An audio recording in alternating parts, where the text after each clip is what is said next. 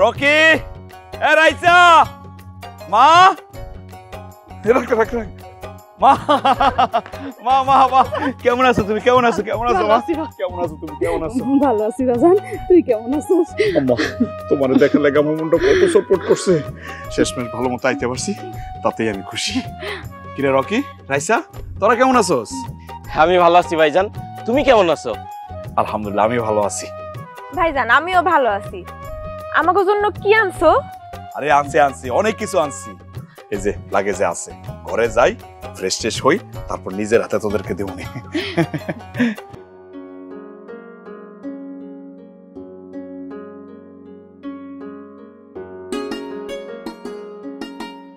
কি হলো আমি আইসি তুমি খুশি হও নাই আচ্ছা আমি তো ঠিক রাখবো কি ব্যাপার কি হয়েছে কিছু হয়নি মায়া কান্দন কাইন্দা আমার পোলাটার মাথা ঘুরানোর চিন্তা করতেছে তুমি অনেকদিন পর আইছো তো তাই আমার মুখটা একটু শুকনা শুকনা আর কিছু না বাজান রে তুই এতদিন আমার সারা কেমনে ছিলি রে বাজান তোরে সারা আমার মুখটা কেমন কাকা আম্মা আম্মা আম্মা আমার কথা শোনো আমি আই পড়ছি তো এই যে তোমার বুকের মানিক তোমার কাছে চলে আইছে না এখন আর কিসের কষ্ট এবার খুশি হও তুমি বাজান তোরে সারা আমি এতদিন খালি মুখটা কাকা করতে বাজান ঠিক মতো খাইতে পারি না ঘুমাইতে পারি না আম্মা আম্মা আম্মা তুমি কান্নাকাটি করো না তুমি কান্না করলে আমি খুব কষ্ট পাই যাও ঘরে যাও বাদ বাকি কথা ঘরে বসে ঘুমো যাও তাড়াতাড়ি ভাইয়া এতদিন পরে বিদেশ থেকে আইছেন আর একটা টিয়া বাড়াই দিয়েন আচ্ছা ঠিক আছে যা এলো এগুলো লয়ে যা আরে কি করতেছো আমি নিতে পারতাম তো আমি জানি তো তুমি পারতা আজকে আমি নি ঘরে চলো ঠিক আছে চলো সেই যে সকালবেলা নামছি এয়ারপোর্টে আইতে আইতে দুপুরবেলা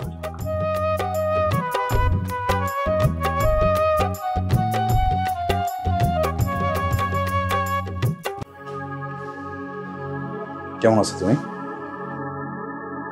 ধরবা না তুমি আমার তোমার কোনো ধারণা আছে আমি কেমন আছি কোনো খোঁজ খবর নেওয়ার চেষ্টা করছো আমার আমি কি দুইটা বেলা শান্তি মতো করে তোমার সাথে কথা কইতে পারছি আমি কিচ্ছু পারিনি বিয়ে করে তো গেছো এই বাড়িতে আমি মানুষটা পাইতে আসি না মরে গেছি কোনো খোঁজ খবর তো তোমার দিতে পারিনি তুমি জানি কি করবা যে আমি ভালো আছি নাকি দিমা আমি জানি তুমি ভালো ছিল না কিন্তু বিশ্বাস করো আমিও তোমার ছাড়া ভালো ছিলাম না আমি জানি যে তুমি আমার ছাড়া ভালো ছিল না তোমার আমার থেকে বেশি কে ভালো জানে বাস্তবতা তো এটাই তোমাকে সুখের লাগে আমি প্রবাস জীবন বেছে নিচ্ছি তোমার মুখে হাসি দেখার লাগে মার মুখে হাসি দেখার লাগে ভাই বোন দাদির মুখে হাসি দেখার লাগে প্রবাসে গেছি কিন্তু কপাল খারাপ হলে যাওয়া হয় 4 বছর প্রবাসে ছিলাম তার মধ্যে 2 বছর জেলে কাটাইছি আর বাকি 2 বছর কোন রকম কাজ কাম করে তারপর ফিরে আইলাম আমি তোমারে বিদেশ যেতে দিব না বুকে পাশান দিয়ে এইভাবে তোমারে নিজের কাছ থেকে এত দূরে রাখতে পারবো না লাগলে আমি এক বেলা খায় থাকবো 2 বেলা না খায় থাকবো তাও আমি শান্তিতে থাকতে চাই বুকার মতো কথা বললো না তো 2 বেলা না খায় কি বাঁচা যায় তোমার এই মুখ দেখে যে শান্তি সেই শান্তি 2 বেলা পেট ভরে ভাত খাওয়ানোর মধ্যেও নেই কি ব্যাপার আচ্ছা এই কালো দাগটা কিভাবে হইলো বলো তো আরে ধুরু এটা কিছু না এটা হয়েছে কি হয়েছে ওই মাছ ভাজতেছিলাম মাছ ভাজতে গিয়ে তেলের ছিটায় পড়ছে তারপরে এরকম কালি ছিটা দাগ হয়ে গেছে দিমা তুমি আমার শেখাও তেলে পড়া দাগ এটা এরকম এত বেশি বুঝি কতখানি পথ জার্নি করে আইসো না এখন যাও আগে ফ্রেশ ট্রেশ হয়ে নাও যাও আমি দেখি মায়ে কি রান্তেছে ঠিক আছে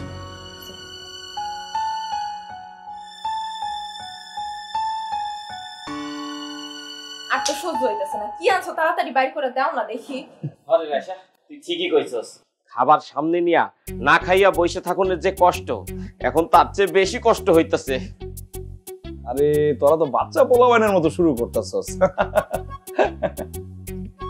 আর কি দিবি অগর তাড়াতাড়ি দিয়া দে তো বাবা দুইজনে তাকে মাথা নষ্ট করে দিল আরে দিতাছি একটু সময় দিবি না রে এই যে সেই এদিক দিয়ে না মাথা ঠিক নাই রানি করে আইছি না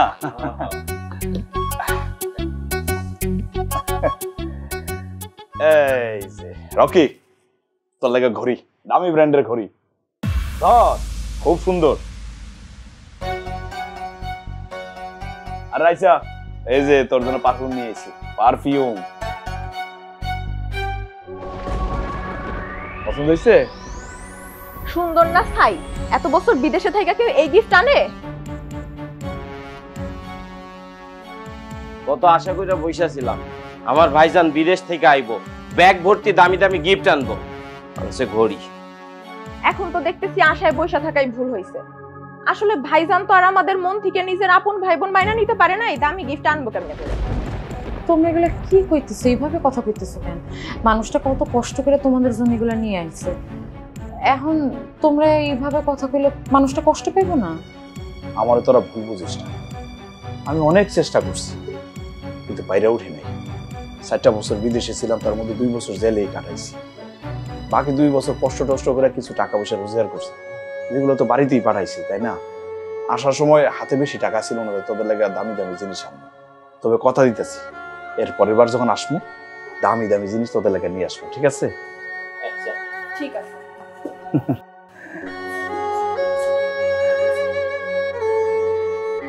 আম্মা আচ্ছা বাদ দাও তো, ওরা পোলাবেন মানুষ। শোনো তোমার লাগে কি আনছি দেখো, এই যে দেখো,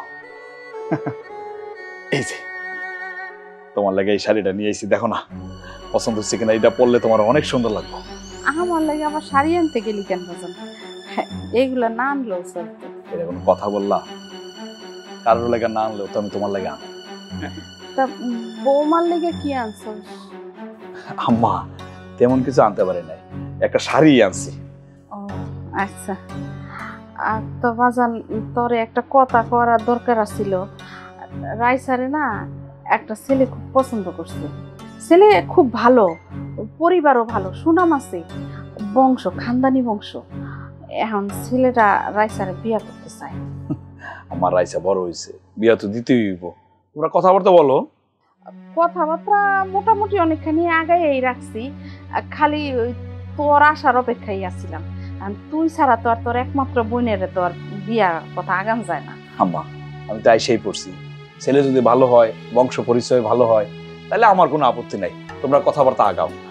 আচ্ছা ঠিক আছে, আমি তাহলে ওর সাথে কথা কই। আর আরেকটা কথা, মানে ওই ছেলে পক্ষ ওই 3 লাখ টাকা যৌতুক চাইছিল। ছেলে পছন্দ করে নিব, এর মধ্যে আবার যৌতুক চাইতেছে কেন? এখন চাইছে, এখন ছেলে পক্ষ যৌতুক চাইলে এখন তো করার তো কিছু নাই।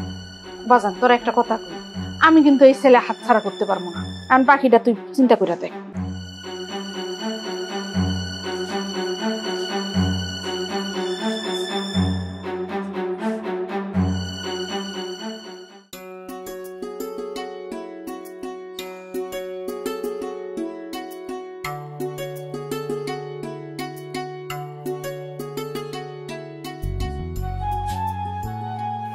আজকে আমার বউটারে অনেক বেশি সুন্দর লাগছে।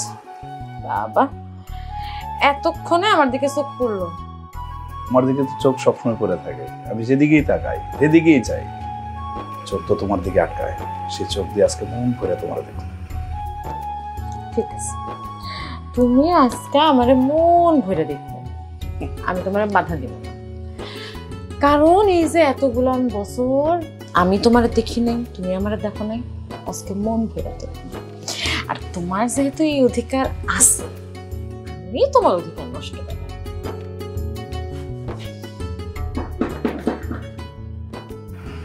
ঘুমায় গেছে বাবা? না মা ঘুমাই নাই, কি হয়েছে? একটু দরজাটা খোল না বাবা।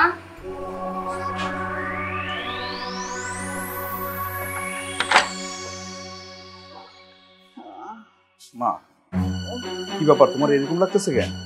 বাবা আমার কোমরের ব্যথাটা অনেক বাড়ছে, আর তুই আমার একটু ওষুধ এনে দিতে পারবি বাবা? আচ্ছা আমি বুঝলাম না, কোমরের ব্যথা তুমি কান্নাকাটি করতেছো, তুমি আমার আগে বলবা না? কইতে চাইছিলাম না বাবা, ভাবছিলাম যে ব্যথাটা সাইরা যাইব, কিন্তু সারতাছে না। আর ওদিক দিয়ে রকিও ঘুমায় পড়ছে, আর এত রাইতে রাইসারে তোর বাইরে যাইতে দেওয়াটা ঠিক না, তাই বাধ্য হয়ে তোর কাছে আইছি বাবা। আম্মা তুমি তোমার রুমে যাও, আমি ওষুধ নিয়ে আইতেছি, যাও, আমি রাতের মধ্যে ওষুধ নিয়ে আসবো।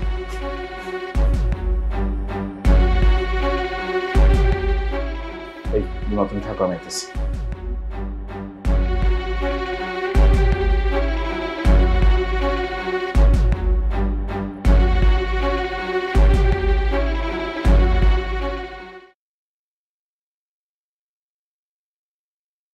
হাসান, ও বাজান মা?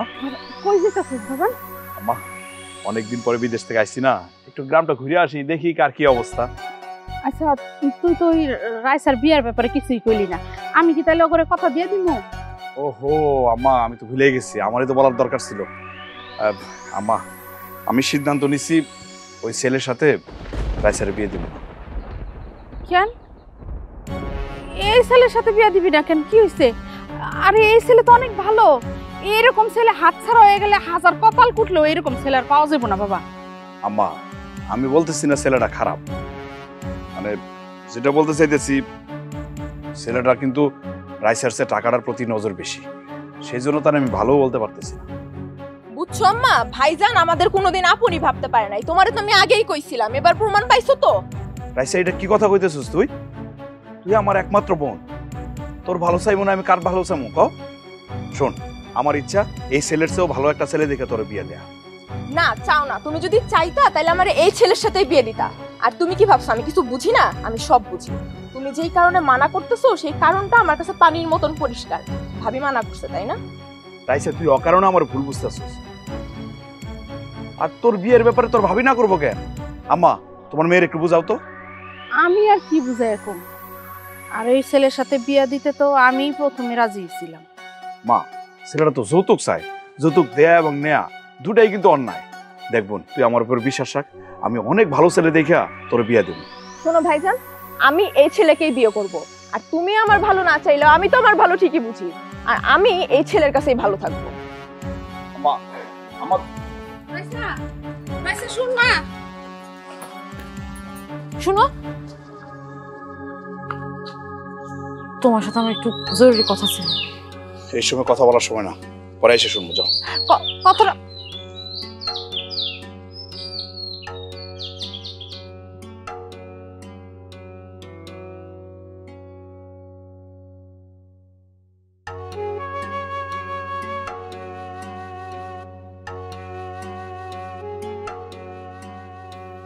কি ব্যাপার? তুমি এই জায়গায় দাঁড়ায় আছো কেন? তোমার জন্য অপেক্ষা করতেছিলাম। এই ভালোবাসাটার জন্যই দেশে ফেরা। আমি বাড়ির বাইরে যাবো, তুমি আমার জন্য অপেক্ষায় থাকবা। আমি ফিরে আইসা তোমার চেহারা যখন দেখবো তোমার চেহারার মধ্যে আমার দেখার জন্য উৎগ্রীব হয়ে আছো। হয়েছে, এসব পীড়িতের কথা রাখো। শুনো না, তোমার সাথে রাইসার নিয়ে আমার কিছু কথা আছিল। কি কথা? দেখো, রাইসা যে ছেলের বিয়ে করতে চায় তার সাথে ওর বিয়ে দিয়ে দাও, তুমি আর অমত করো না। আরে কি বলতেছো? এতগুলো টাকা যৌতুক দিয়ে বিয়ে দেওয়াটা কি ঠিক হইব? দেখো, যৌতুক দিয়ে বিয়ে দেওয়া যে ঠিক হবে না সেটা আমিও জানি, আর কোনো উপায় নাই। রাইসা এই পোলারেই বিয়ে করবো, আর মায়ও চায় এই পোলার লগে এই রাইসার বিয়ে দিতে, তুমি এখানে মানা করবা না। আমি বুঝলাম না তো, এই ছেলের মধ্যে কি এমন আছে যে তার সাথে বিয়ে দিতে হইব? আসলে রাইসার সাথে এই ছেলের তো প্রেম ভালোবাসার সম্পর্ক। তোমার যে কেমনে কই, শুধু প্রেম ভালোবাসা না, ওর সম্পর্কটা আসলে স্বামী স্ত্রীর মতো। কি বলতেছো তুমি? এই, তোমার মাথা ঠিক আছে? আচ্ছা ঠিক আছে, লিমা সত্যি করে বলো তো কি হয়েছে?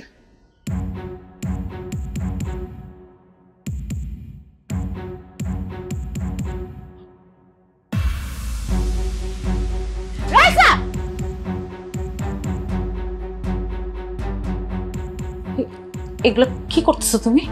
সি সি রাইসা, তোমার কাছ থেকে এগুলো আমি আশা করি নাই। শোনো ভাবি, আমরা দুইজন দুইজনের ভালোবাসি, আর আমাদের মাঝখানে তো সামান্য কিছু থাকতেই পারে। রাইসা, এগুলো সামান্য কিছু না, এগুলো অনেক কিছু। তুমি কি বুঝতে পারতেছো? এই কথা জানাজানি হইলে তুমি মানুষের মুখ দেখাইতে পারবা? কি করবা সবাই রে? সবাই তোমার এটা কি ভাববো? মানুষ কেমনে জানবো যদি তুমি যায় না বলো? তোমরা শেষবারের মতো করতেছি রাইসা, এরকম কোনো ঘটনা আর যদি ঘটে আমি কিন্তু তোমার মা আর তোমার ভাইরে গিয়া সব বলবো।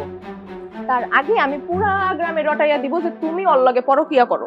একদম ঠিক বলছো, এটা আমার কোনো আপত্তি নেই। মুখ এত সামলা সামলির কিছু নাই। কামরুল এই বাড়িতে আইবো যাইবো, আমার সাথে গল্প গুজব করবো, আর এই কাজে কেউ বাধা দিতে পারবো না। আর তুমি যদি ভুলেও বাধা দেওয়ার চেষ্টা করো তাহলে আমি পুরা গ্রামে রটাইয়া দিব যে তুমি ওর লগে পরকিয়া করো। আর তোমার স্বামী তো থাকে বিদেশ, যে কেউ এটা সহজেই বিশ্বাস করবো।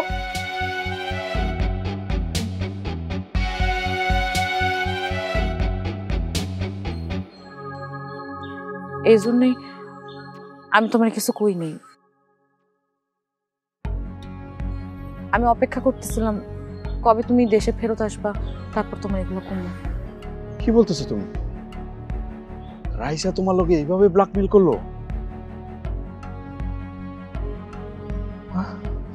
আচ্ছা একটা কথা বলো তো, আমার রকি কি তোমার সাথে খারাপ ব্যবহার করছে? না না, আমার সাথে কেউ কোনো খারাপ ব্যবহার করে নাই, সবাই আমরা খুব যত্নেই রাখছি। ও আচ্ছা যাক, যে আমার রকি তোমার সাথে খারাপ ব্যবহার করে নাই। শোনো না, রাইসা তো ছোট মানুষ, ও না হয় একটা ভুল করে বলেছে, তুমি কষ্ট পাও না। না না, আমি কষ্ট পাবো কেন? তাই রাইসারেন আমি ভরসা করতে পারি না, ও যদি রাগের মাথায় কোনো অঘটন ঘটায় ফেলে। তুমি রাজি হয়েছো, তুমি আর অমত করো না। অমত করে আর কি করবো? তুমি যা শুনাইলা এরপরে তো আর অমতের কিছু নাই। চলো বাড়ি যাই। চল। মানে এইভাবে ও করবো এটা তুমি বুঝতে পারি না। চুলে একটু তেল দিতে পারস না? চুলের কি অবস্থা বানাইছস? দেই তো, মনে থাকে না। আম্মা কি রে রাইসা, বড় ভাইয়ের প্রতি এখনো রাগ করে আসোস? রাগ করবো না তো কি করব? আম্মা রাইসারে যতই দেখি ততই অবাক হই। আমি বিদেশে যাওয়ার সময় ও তো ছোট ছিল, 3-4 বছরে কত বড় হয়ে গেছে গা। মেয়া মানুষ তরতর করেই বড় হয়ে যায়। তুই যদি এতদিন দেশে থাকতি তাহলে তো কত আগেই ওর বিয়ে হয়ে যেত। তাহলে আর সমস্যা কি? বিয়ের ব্যবস্থা করো, ও যারে পছন্দ করে আমি রাজি, আমার কোনো আপত্তি নাই। সত্যি সত্যি কইতাছিস বাজান? আম্মা তোমার রকির রাইসার যেহেতু পছন্দ, আমি আর রাজি হবো না কেন? তাই ভাবলাম ও যারে পছন্দ করে তার সাথে বিয়া দিই। কিরে রাইসা, হ্যাঁ এবার তোর ভালো চাই আমি কি তোর ভাই? হ ভাইজান, আমি রাগের মাথায় তোমারে কত কি উল্টাপাল্টা বইলা ফেলছি, তুমি কিছু মনে রাখো না। আমি তো তোমার ছোট বোন, আমি অনেক কথাই তো বইলা ফেলছি, তুমি ভুলে যাইও। ছোট মানুষ, সেই জন্য আমি রাগ করি নাই। বাজান আরেকটা কথা, ওই হবু জামাই বাবা যে একটা আবদার করছিল রাইসার কাছে, মানে ওই যে যৌতুকের যে 3 লাখ টাকা, ওই টাকাটা আর কি ও আগেই চাইতেছিল, মানে ব্যবসা দাঁড়া করানোর পরে এরপরে আর কি আরে বিয়া করবে। আমার সব ঠিক আছে, অসুবিধা নাই, বিয়ের ব্যবস্থাটা হোক, দিনক্ষণ ঠিক হোক, তারপরে আমি দেখুন না। ভাইজান ও তো একটু নাকুচু স্বভাবের, ও চাইতেছিল যে টাকাটা বিয়ের আগে দিলে ও ব্যবসাটা দাঁড়া করাবে, তারপরে বিয়েটা করবে। কারণ নাইলে তো মানুষ অনেক কথা বলবে, জামাই কি করে, জামাই বেকার, তাই টাকাটা যদি আগে দেওয়া যায় ভালো হয়। রাইসা তুই আমার একমাত্র ছোট বোন, আমি তোর ভালোটাই চাই। আচ্ছা ঠিক আছে, আমি ব্যবস্থা করতেছি, মা গেলাম।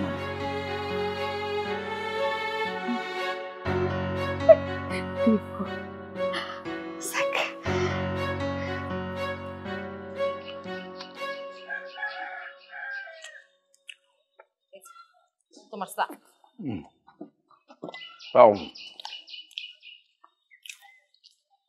ভাইজান তোমার লগে আমার একটা জরুরি কথা আছে। কি জরুরি কথা কত? ঘটনা কি?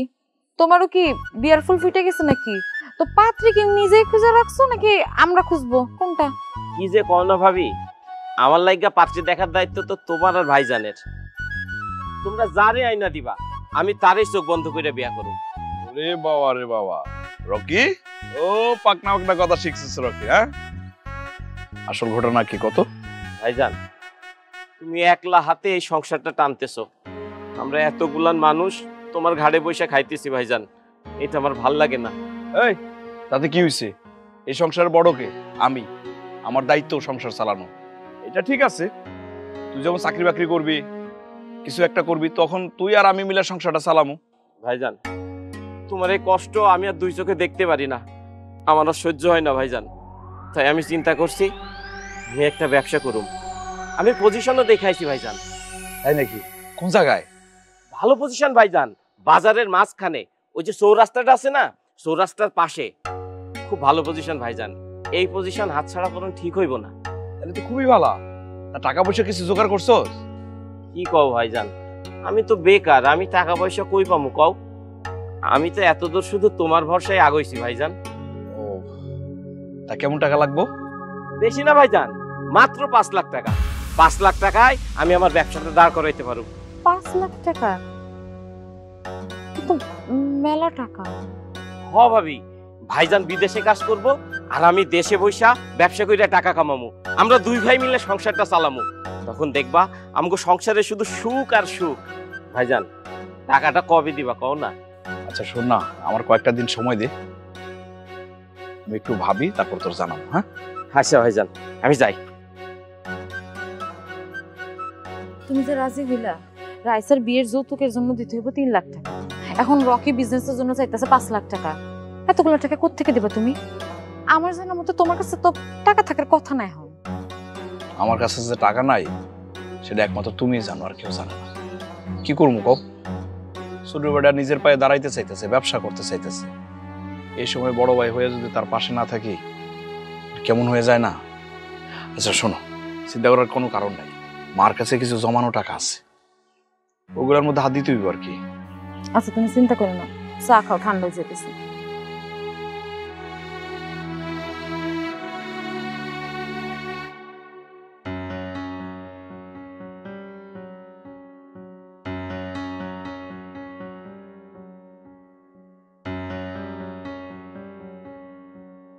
আম্মা, কি রে, কিছু কবি? তোমার শরীর অবস্থা কেমন? বেশি ভালো না রে বাজান, চোখে তো খালি অন্ধকার দেখি। এই অবস্থায় কেমনে বলি বুঝতেছি না। আম্মা, রকি তো ব্যবসা করতেছে। ব্যবসা করতে চায়, এটা তো ভালো কথা। না, ভালো কথা তো আম্মা। আসলে একটা কথা কি, ওই রাইসার বিয়ার 3 লাখ টাকা, রকির ব্যবসার জন্য 5 লাখ টাকা কি এখনই লাগবে? তাছাড়া আমার বিয়ের সময় তো খরচাপাতি আছে, তাই না? খরচা লাগলে এখন কি করবি বাবা ক? এখন তোর একমাত্র বোনের বিয়া, ওর সকাল তো সব তরি পুরা করতে হইব। আর তাছাড়া রকির ব্যবসাটা যদি দাঁড়ায় যায় তাহলে তোর আমার কোনো চিন্তাই রইল না। হ, তা অবশ্য ঠিকই কইছো, কিন্তু আমা আমি একটা বিষয় চিন্তা করতেছি। গত 2 বছরে তো কম করে হইলো তোমার অ্যাকাউন্টে আমি 15 থেকে 16 লাখ টাকা পাঠাইছি। 2-4-5 লাখ টাকা খরচ হয়ে গেছে, আর তো বাকি মোটামুটি 10 লাখ টাকা থাকার কথা। ওই টাকাটা দাও, ওইটা দিয়ে আমি সবকিছু ব্যবস্থা করি। এটা তুই কেমন কথা কস বাজান? আমি 10 লাখ টাকা কই পাবো? আমার কাছে তো 10 টাকাও নাই। নাই মানে? আম্মা, তুমি আমার লগে মজা করতেছো না? আমি তোর লগে মজা করতে যাবো কেন? আমার শরীরের যে অবস্থা, এই অবস্থায় আমার কত দামি দামি ওষুধ লাগে। এই ওষুধও তো আমি কয়দিন ধরে দোকান থেকে বাকিতে কিনে না খাইতেছি। এই সব খবর কি আর তোর কাছে আছে? কি বলতেছো তুমি? আমি এত কষ্ট করে গত 2টা বছর খাইয়া না খাইয়া আমি টাকা পাঠাইছি, তোমার অ্যাকাউন্টে টাকা পাঠাইছি। আমি 2টা বছর জেলে ছিলাম, তারপর বের হইয়া আমি দিনরাত পরিশ্রম করে টাকা পাঠাইছি, আর সেই টাকা নাই হয়ে গেছে। এত টাকা কেমনে খরচ করলা তুমি? সংসারে খরচ হইছে। সংসারে কয় টাকা খরচ হয় আম্মা? বর্তমান বাজারের খবর তুই কিছু জানোস? এই যে চাল, ডাল, তেল, নুন এগুলোর কত দাম বাড়ছে, হ্যাঁ? আর তার উপরে আবার রাইস আর কলেজের বেতন, রকির হাত খরচ, আমার ওষুধ পানি, আমি এইগুলো সামলাই আমি কুল পাইতাছি না সংসারের। আর তুই আইছো তখন আমার কাছে টাকার হিসাব চাইতে। তারপরে গ্রামের একটা সংসার চালাতে মাসে কত টাকা লাগে? তার মানে তুমি কি করতে চাইতাছো? হ্যাঁ, আমি তোমাকে টাকা আত্মসাৎ করছি? দেখছস বাজার, দেখছস তোর বউ আমারে কেমনে সন্দেহ করে। আম্মা, আমি বিশ্বাস করে তোমার অ্যাকাউন্টে টাকা পাঠাইছি। আমি যদি চাইতাম আমি আমার বউয়ের অ্যাকাউন্টে টাকা পাঠাইতে পারতাম, কিন্তু আমি করি নাই। আমি তোমারে বিশ্বাস করছি, বিশ্বাস করে লাখ লাখ টাকা আমি তোমার অ্যাকাউন্টে পাঠাইছি। আর সেই তুমি আমার লগে এভাবে প্রতারণাটা করলা, আমার তুমি ফকির বানাই দিলা। ঠিক আছে, চলো।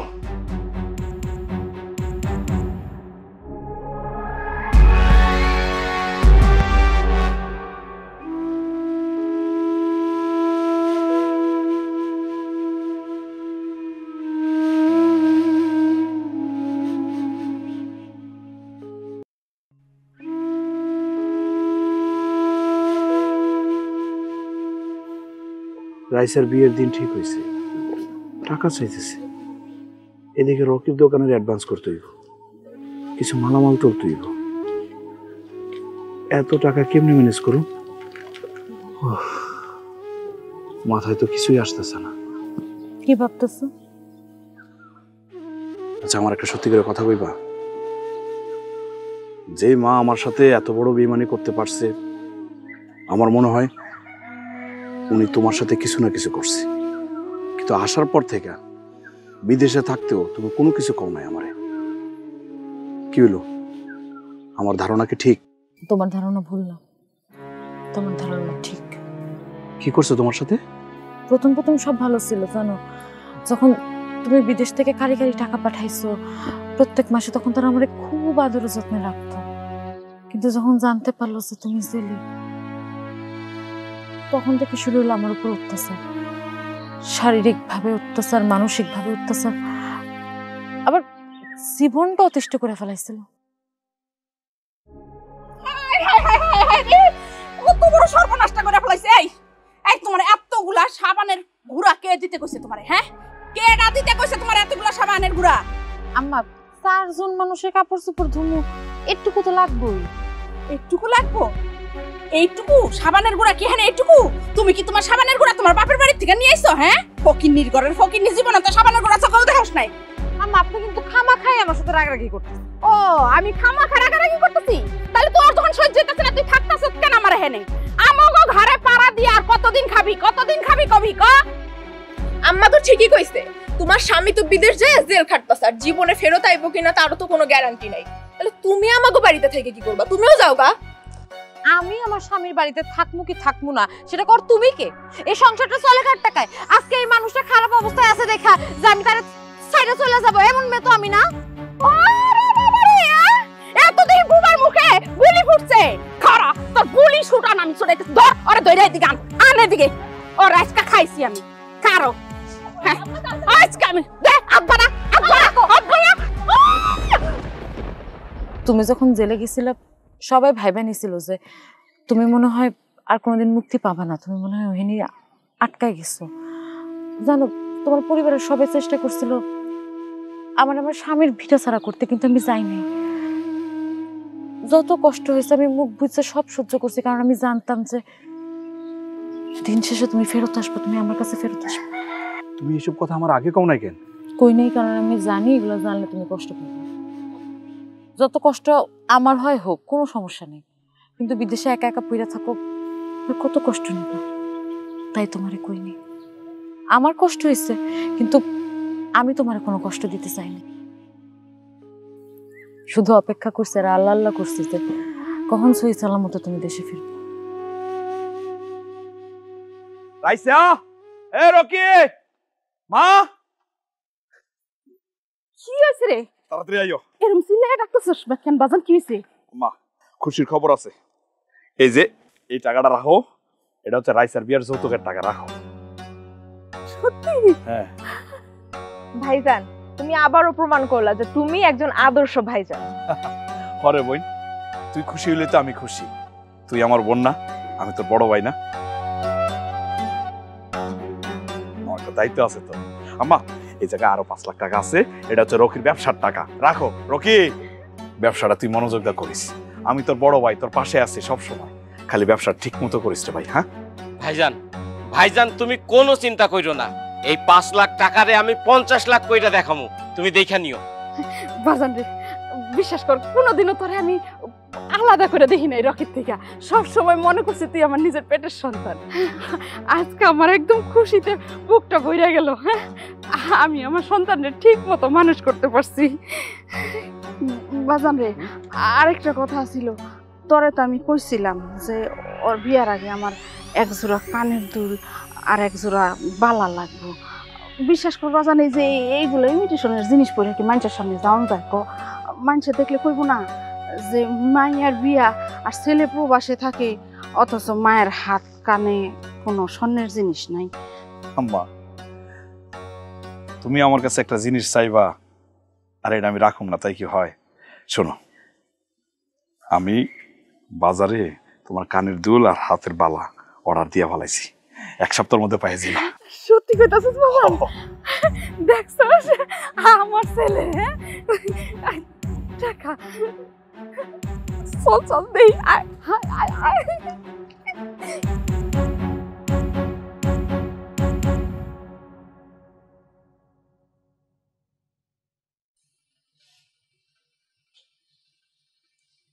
এতগুলা টাকা কই পাইলা?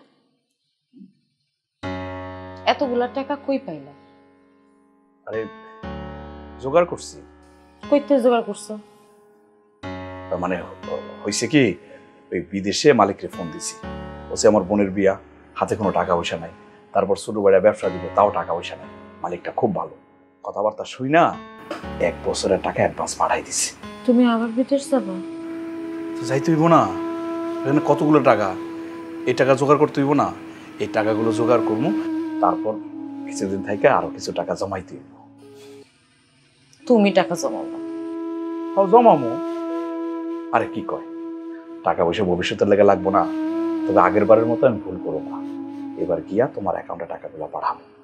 আর বেশি দিন থাকবো না তো, অল্প কিছুদিন থেকে চলে আসবো। রাগ করছো না? ঠিক আছে, বুঝছি তুমি রাগ করছো, এদিকে তাকাও, তোমার রাগটা থাকবো না।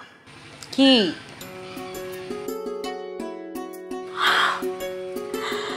আল্লাহ, কি সুন্দর! তুমি আবার টাকা খরচ করে এইটা আনতে গেলা কেন? এটা কেন আনতে গেলাম? আমার বোনের বিয়ের দিন সবাই সুন্দর সুন্দর জিনিসপত্র বলবো, তুমি কি বলবা? সেই জন্য এটা নিয়ে আসছি। দাও, পড়াই দাও। পড়াই দেবো?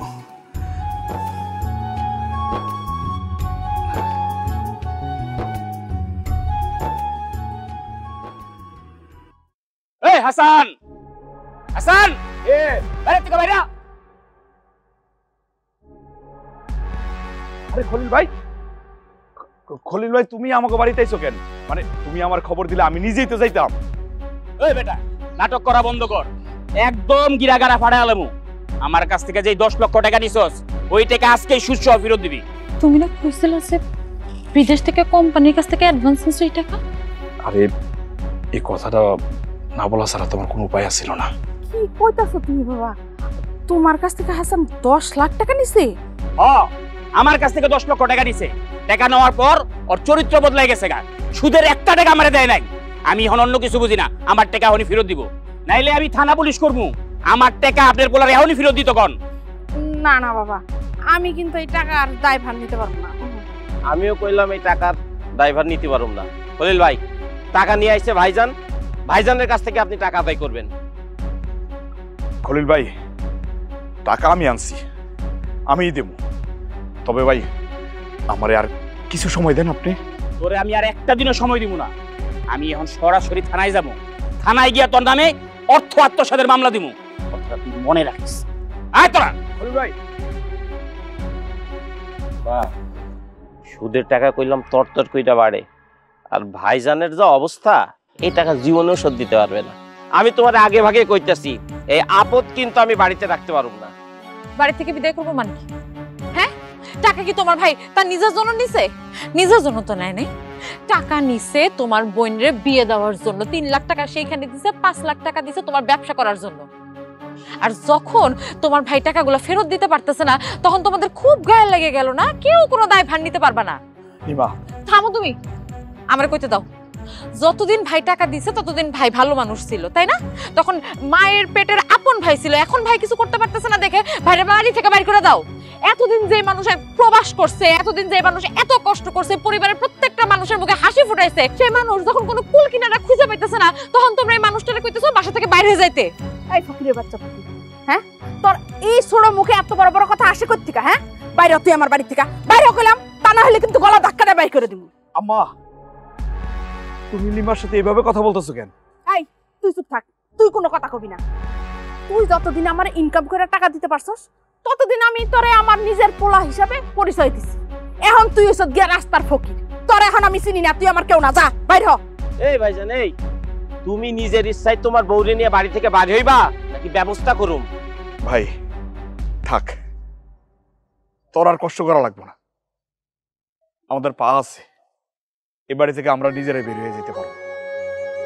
তুই কি ভাবছস এই বাড়ির সম্পত্তি পাবো সেই লোভে এই বাড়িতে আসি? না রে ভাই, খালি সম্পত্তির লেগে এই বাড়িতে আমি থাকি না। আমার মা আছে, তারে আমি আম্মা বলে ডাকতে পারবো। আমার ভাই আছে, তারা আমি ভাই বলে ডাকতে পারবো। আমার বোন আছে, আমি তারে বোন বলে ডাকতে পারবো। খালি এই লোভে এই বাড়িতে থাকি। এখন তো দেখি এই বাড়ির কেউ আমার আপন না, কেউ না। আমার ভাই, আমার মা, আমার বোন, তারা আমার কেউ না, কেউ না। কার লেগে এতদিন এত কিছু করছি? কার লেগে করছি? তোর লেগে করছি, আমার বোনের লেগে করছি, আমার মার লেগে করছি। আম্মা, জীবনটা জোয়ার ভাটার মতো। তোমার জীবনে যদি কোনোদিন ভাটা নাইমা আসে, তুমি নির্দ্বিধায় আমার কাছে যাইও, আমি তোমারে ফিরাই দিব না। হিমা, চলো।